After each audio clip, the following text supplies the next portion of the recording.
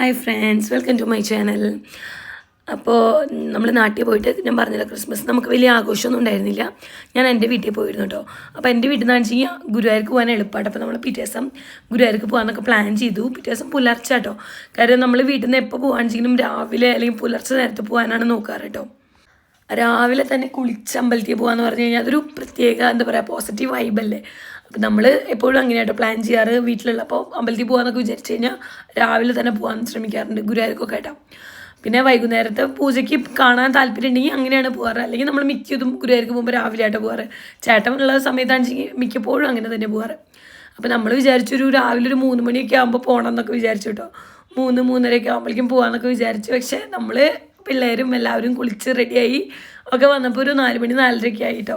എന്നിട്ട് നമ്മൾ വണ്ടിയിൽ കയറി നമ്മൾ വീട്ടിൽ നിന്ന് ഇറങ്ങിയപ്പോൾ നല്ല റോഡാട്ടോ. കാര്യം രാത്രി പുലർച്ചെ ടൈം എന്നൊക്കെ പറഞ്ഞാൽ നമുക്കറിയാലോ, അധികം വണ്ടികളൊന്നും ഉണ്ടാവില്ല.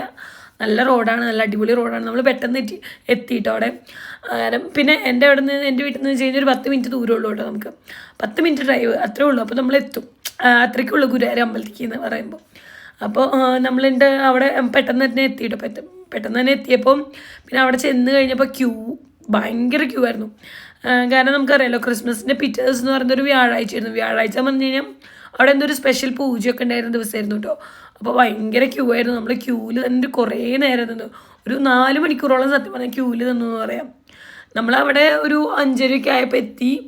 5:30 എത്തിയിട്ട് ഒരു 9 മണി 9:30 വരെ നമ്മളവിടെ ക്യൂ നിന്നു കേട്ടോ.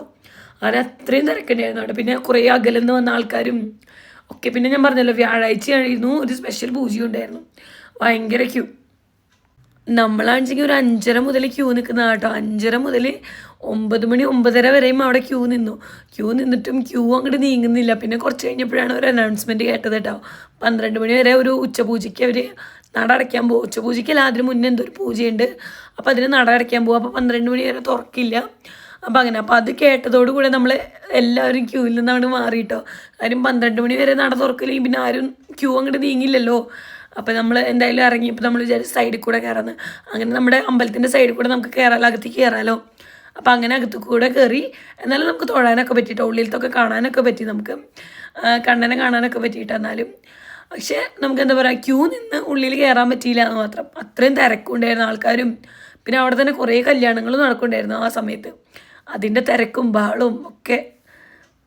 നമ്മളാണെങ്കിൽ സൈഡിൽ കൂടെ കയറിയിട്ട് പ്രാർത്ഥിച്ച് പുറത്തേക്ക് ഇറങ്ങി കഴിഞ്ഞിട്ട് നമ്മൾ കുറച്ച് ഫോട്ടോസൊക്കെ എടുത്തു കേട്ടോ. ഫോട്ടോസൊക്കെ എടുത്ത് അത് കഴിഞ്ഞിട്ട് നമ്മൾ പ്രസാദം പായസമൊക്കെ വാങ്ങാൻ ക്യൂ നിന്നു. അമ്മയച്ചനും പോയി പായസമൊക്കെ വാങ്ങി വന്നു കേട്ടോ.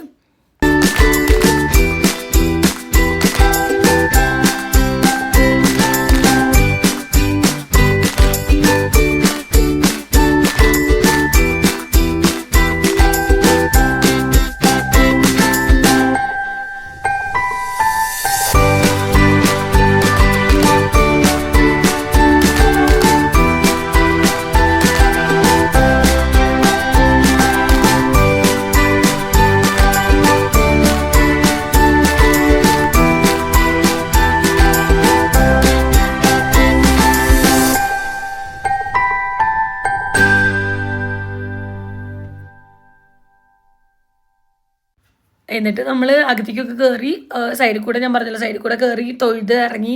പിന്നെ പായസം വാങ്ങാനൊക്കെ നിന്നു. പായസമൊക്കെ മേടിച്ചു. എപ്പോൾ ഗുരുവായൂർക്ക് പോയാലും നമ്മൾ പായസം വാങ്ങും കേട്ടോ. അത് വിടില്ല. അത് അത്രയും എന്താ പറയുക, നമുക്ക് ഏറ്റവും ഇഷ്ടമുള്ള കാര്യമാണ് ഗുരുവായൂർ പോയി കഴിഞ്ഞാൽ അമ്പലത്തിലെ പായസം എന്നുള്ളത്. അതുപോലെ തന്നെ ഫുഡ് കിട്ടുകയാണെങ്കിലും നമ്മളവിടെ നിൽക്കട്ടെ. കാരണം ഭക്ഷണം കൊടുക്കുന്ന ടൈമിലാണെങ്കിലും നമ്മളവിടെ എത്തണമെങ്കിലും നമ്മൾ മിക്കതും കഴിക്കാൻ നോക്കാറുണ്ട് കേട്ടോ. കാരണം അമ്പലത്തിലെ പ്രസാദമല്ല, അമ്പലത്തിലെ ഭക്ഷണം എന്ന് പറയുമ്പോൾ നമുക്കത് ഇപ്പോഴും എന്താ പറയുക, ഭയങ്കര ഒരു നെസ്റ്റാൾജിക് ഫീലിംഗ് ആട്ടോ എനിക്കൊക്കെ. കാര്യം നമ്മളൊക്കെ ചെറുപ്പത്തിൽ ഭയങ്കരമായിട്ട് ക്യൂ നിൽക്കുമായിരുന്നു. ഇതുപോലെ നമ്മൾ ക്യൂ നിന്നിട്ടാണല്ലോ ഭക്ഷണത്തിനും പോവുക. അപ്പോൾ അവിടെ നിൽക്കുമ്പോൾ ചെറുപ്പത്തിലൊക്കെ ഇങ്ങനെ നിൽക്കുമ്പോൾ അമ്മയുടെ തന്നെ ചെയ്ത് അമ്പലത്തിലേക്ക് വന്നു കഴിഞ്ഞാൽ ക്യൂ നിൽക്കണം, നിന്ന് വിശപ്പറിഞ്ഞ് ഭക്ഷണം കഴിക്കണം എന്നൊക്കെ പറയും. കാരണം നമ്മൾ അത്രയും കുട്ടികളായിരിക്കുമ്പോൾ നമുക്ക് ക്യൂ നിൽക്കാനൊന്നും ഇഷ്ടമല്ല. ഈ നമ്മുടെ പിള്ളേരിപ്പോൾ അങ്ങനെയല്ലേ ചെയ്യുന്നത്, നിൽക്കാൻ വയ്യ, ഇരിക്കാൻ വയ്യ, അങ്ങനെ കുറേ പരിപാടികളൊക്കെ ആയിരുന്നു നമുക്ക് കേട്ടോ. അപ്പോൾ പറ്റുകയാണെന്നുവെച്ചെങ്കിൽ ഞാൻ എപ്പോഴും അവിടെ നിന്ന് ഭക്ഷണമൊക്കെ കഴിച്ചിട്ടാണ് ഇറങ്ങാറ്. അപ്പോൾ ഇപ്പം എന്തായാലും ഞാൻ പറഞ്ഞല്ലോ, സമയമൊന്നും ഉണ്ടായിരുന്നില്ല. പിന്നെ നമുക്ക് ഇത്രയും തിരക്കും കാര്യങ്ങളൊക്കെ ആയിരുന്നു. പിന്നെ പിള്ളേരും അടങ്ങിയിരിക്കില്ല. അപ്പോൾ നമ്മളെന്തായാലും ഇറങ്ങി ഫ്രണ്ടിൽ നിന്ന് കുറച്ച് ഫോട്ടോസൊക്കെ എടുത്തു. പിന്നെ പ്രാർത്ഥിച്ചിട്ടൊക്കെ ഇറങ്ങിയിട്ടോ. അത് കഴിഞ്ഞിട്ട് നമ്മളൊന്നും കഴിക്കാണ്ടാണല്ലോ ഇറങ്ങിയത് വീട്ടിൽ നിന്ന്. നമ്മളിട്ട് അവിടെ നിന്ന് തന്നെ വരുന്ന വഴിക്ക് നമ്മുടെ ഈ അമ്പലത്തിൻ്റെ സൈഡിലൊക്കെ കുറേ ഹോട്ടലുകൾ ഉണ്ടാവില്ല, കുഞ്ഞു കുഞ്ഞു ഹോട്ടലുകൾ. അപ്പോൾ അവിടെ നിന്ന് നമ്മൾ ചായയും മസാല ദോശ കഴിച്ചിട്ട് അവിടെ നിന്ന് ഇറങ്ങിയിട്ടോ.